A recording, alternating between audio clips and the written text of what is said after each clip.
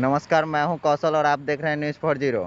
आइए अभी हम नौबतपुर से सटे महाराजगंज गांव के पास खड़े हैं और यहां के लोगों से जानते हैं कि यहां का चुनावी माहौल कैसा रहा। चाचा जी, आपका नाम? सरोज कुमार। सरोज कुमार जी, आप ये बताइए कि यहाँ का मतलब चुनावी माहौल कैसा रहा? बहुत शांतिपूर्ण से चुनाव हुआ जी। यहाँ पर। यहाँ का चुनावी व्यवस्था कैसा है? बहुत बढ़िया था, बहुत बढ़िया। मास्क, सैनिटाइजर वगैरह की व्यवस्था की गई थी? सब व्यवस्था किया गया है। आइए और कुछ व्यक्ति से जानते हैं चुनावी माहौल के बारे में। तो चाचा जी, आपका नाम क्या हुआ?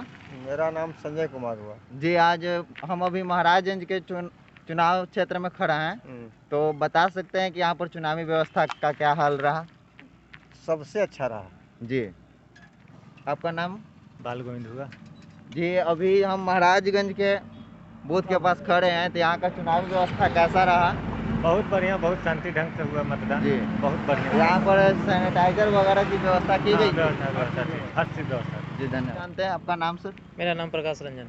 जी। अभी हम मतदान क्षेत्र के पास खड़े हैं, तो बताइए कि यहाँ पर क्या पूरे दिन में कैसा व्यवस्था रहा? सरकार के गाइडलाइन के अनुसार कोई अनुपालन नहीं किया गया। जी। सैनिटाइजर और मास्क का कोई चेकिंग नहीं हुआ, मतलब सरकार का कोई गाइडलाइन पूरा नहीं किया गया। मतलब सरकार का जो वादा है वो खोखला साबित हुआ और आदमी अपने जान पर खेलकर वोट मतदान किया है। को लेकर आपकी क्या राय है इस बार, मतलब किसकी सरकार बनने जा रही है? सरकार तो ये नहीं कर सकते, यहाँ पर तो मतलब विकास को वोट दिया गया। जी। विकास को वोट दिया गया, जी, लेकिन सरकार का जो वादा था कि जी, बूथ पर जो व्यवस्था होगा, किसी प्रकार का कोई व्यवस्था नहीं। चाचा जी, आपका नाम? सुजीत कुमार। जी। अभी जो चुनाव का माहौल चल रहा है, तो नौबतपुर के हम अभी महाराजगंज बूथ के पास खड़े हैं, तो बताइए कि यहाँ का मतलब चुनावी व्यवस्था का क्या प्रक्रिया रहा? चुनावी व्यवस्था तो बहुत बढ़िया रहा, शांतिपूर्वक संपन्न भी हो गई, करीब करीब संपन्न भी होने वाला है अब। जी। इसमें कोई दिक्कत नहीं है। और खास करके जो भी इन समय जो वातावरण रहा वो शांतिपूर्ण रहा, कहीं से भी कोई अप्रिय घटना की सूचना नहीं है, बहुत सुखद बात है। और तीसरी बात है कि जो भी कार्यक्रम चुनाव का हुआ या वोट पड़ा, वो सब विकास के नाम पर पड़ा। जो विकास जो क्रम है चलते रहा है, उसके क्रम को देखते हुए तो वो अपना मतों का प्रयोग किया। चाचा जी, एक बात और बताइए हम लोग को कि मतलब इस बार जनता मतलब किसको सरकार बनाएगी आपके अनुसार? मतलब विक्रम विधानसभा के क्षेत्र में किसके सिर पर ताज होगा? विधायक के रूप में कौन निर्वाचित किए जाएंगे? विधायक के रूप में नहीं कर सकते, लेकिन एनडीए की ही सरकार बनेगी। जी। खास करके जो है एनडीए के जो प्रत्याशी होंगे, जो अभी मुख्यमंत्री नीतीश कुमार का जो लॉन्च किया गया है, ज़्यादा उम्मीद उन्हीं को। आपका नाम सर? रणधीर कुमार। जी। रणधीर कुमार जी, क्या आप मतदान कर दिए? हाँ। जी, दिखाइए अपना चिन्ह। ये वाला दिखाएं, ये में तो नहीं है। जी जी, दिखाइए ना। ये में है। ठीक है सर, धन्यवाद। सर बताइए कि यहाँ का चुनावी व्यवस्था कैसा रहा? चुनावी व्यवस्था तो बढ़िया है। जी। सैनिटाइजर, मास्क सब उपलब्ध है? हाँ, उपलब्ध है। हाँ, तो अब बता दीजिए आपकी मतलब इस बार किसको सरकार बनेगी? सरकार इस बार किसकी बनेगी अब तो वहाँ डिसाइड होगा। हम लोग पोल कर दिए हैं, उसके बाद करेंगे। भैया, आपका पूरा नाम क्या हुआ? अनीश कुमार हुआ। अनीश कुमार जी, आप बताइए कि अभी हम जो महाराजगंज में उपस्थित हैं, यहाँ के बूथ पर मतलब कैसा व्यवस्था रहा मतदान को लेकर? व्यवस्था सही रहा, लेकिन कोरोना को लेकर के जो व्यवस्था चाहिए, जैसे सैनिटाइजर, मास्क की व्यवस्था थी, वो नहीं रहा। और आपके हिसाब से किसकी सरकार बनने जा रही है? सर, ये कहना तो मुश्किल है, गुप्त मतदान है। अच्छा जी। ऐसे बताना तो मुश्किल है किसका सरकार बनेगा, सब अपनी इच्छा अनुसार लोग दे रहे हैं। नहीं नहीं, फिर भी आप अपना इच्छा अनुसार कुछ कह सकते हैं। आपके दिल में कुछ तो मतलब उत्साह हो रहा होगा कि किसकी सरकार बनेगी। ऐसा कोई बात नहीं, तो 10 तारीख को ही पता चलेगा। तो एक सवाल और आपसे करना चाहता हूँ कि मतलब आपने जो कहा कि यहाँ पर जो महाराजगंज का जो बूथ है, वहाँ पर मास्क, सैनिटाइजर की व्यवस्था नहीं की गई थी, तो आपके अनुसार कैसा व्यवस्था होना चाहिए था? सर, सरकार के कथनानुसार जी, यहाँ पे मास्क की व्यवस्था होनी चाहिए थी, सैनिटाइजर की व्यवस्था होनी चाहिए थी, जो नहीं था। नहीं था? जी नहीं। तो कुछ लोगों का कहने में आ रहा है कि यहाँ पर पूरे ने शांतिपूर्वक मतलब कि हो गया हाँ, वोटिंग। शांतिपूर्वक हुआ है, लेकिन कोरोना को लेकर के देखा जाए तो ना कोई सोशल डिस्टेंसिंग था और ना ही मास्क की व्यवस्था थी और ना ही सैनिटाइजर की व्यवस्था। क्या हुआ? पंचम कुमार। पंचम कुमार जी, बताइए यहाँ का चुनावी व्यवस्था कैसा रहा?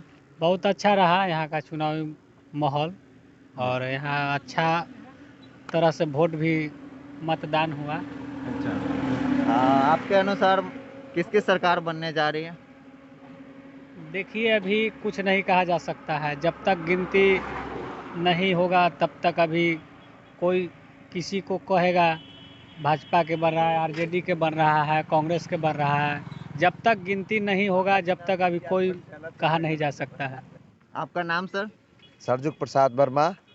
सरजुग प्रसाद वर्मा जी, आप बताइए कि हम अभी जहाँ पर क्षेत्र में खड़े हैं, यहाँ की चुनावी व्यवस्था कैसा रहा? अच्छा रहा, ठीक ठाक रहा, बढ़िया रहा।